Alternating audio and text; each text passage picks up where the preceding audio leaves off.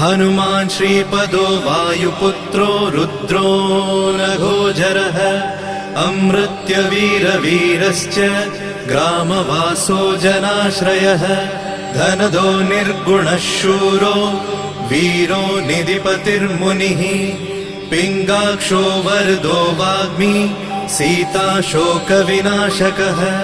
शिवः शर्वः परो व्यक्तो व्यक्तो धराधरः पिङ्गकेशः पिङ्गरोमा श्रुतिगम्यः सनातनः अनादिर्भगवान् देवो विश्वहेतुर्जनाश्रयः आरोग्यकर्ता विश्वेशो विश्वनाथो हरीश्वरः